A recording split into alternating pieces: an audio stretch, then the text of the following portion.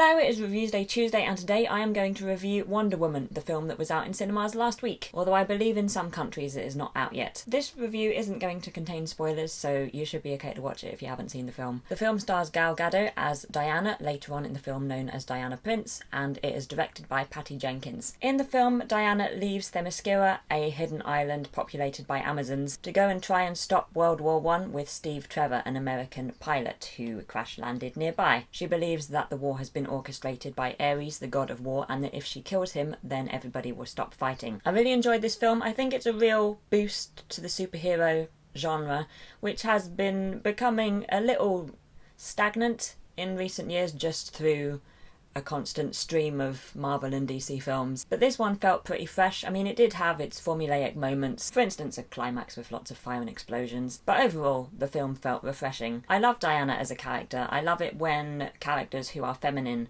or who possess stereotypically feminine traits don't lose those traits in order to be portrayed as strong. Like Sansa Stark or Cinderella, two other characters that I love, they remain true to themselves. They don't have to prove themselves by changing. Diana is kind and empathetic, and she is full of wonder and curiosity and love. And I loved that about her and how it threaded through the whole film and really affected the tone of the film. You know, in this film we don't have a superhero who is jaded or angry or deprecating. We have one who is interested and excited and compassionate. So I enjoyed seeing a female character, a female superhero leading her own film, who is strong and brave and also kind and empathetic. I thought Steve was good as a character as well, and I thought Chris Pine played him well. The dynamic between them was good, and I thought they were well matched. And there were some great characters in more minor roles. All of the Amazons were great. I loved the Amazons. And Etta Candy, played by Lucy Davis, and Samir, Charlie and Chief, who joined Diana and Steve later on in the film. There were some great scenes. I loved the beginning where we met the Amazons on their island, where they were training and preparing to defend themselves against Ares. The battle scenes, the dialogue, the exposition, I just loved that whole segment of the film. And I loved it when Diana got to London and her reaction to London in 1914, alternately confused and angry and delighted by life there. I loved seeing that world through her eyes, her frustration, her bemusement, her wonder. There was a whole lot of humour mined from the fish out of water setup, and I enjoyed it immensely. I also liked the message at the end of the film. I don't want to spoil, so I'll be vague. It acknowledges that people do bad and evil things, but it talks about the importance of love and that love will win, which I think is pretty topical and poignant. And I found it to be unapologetically sincere as well, which is a bit rare, but I didn't find it cheesy. I liked that sincerity. I'm so glad that this film exists, and about time, really. You know, female director and female superhero as well, carrying her own film. It's been a while since the last, so I'd really recommend seeing it. You know, it's exciting and fresh and funny and sincere, and I enjoyed it a lot. I will give Wonder Woman 4.3 out of 5. End screen time now. I would love to know what you think about Wonder Woman if you have seen it. If you want to see my latest video or some more reviews from me, then they are below me here. And if you want to visit my website or subscribe to my channel, then those links are beside me here. I hope you have a fantastic day, and I will see you later on in the week.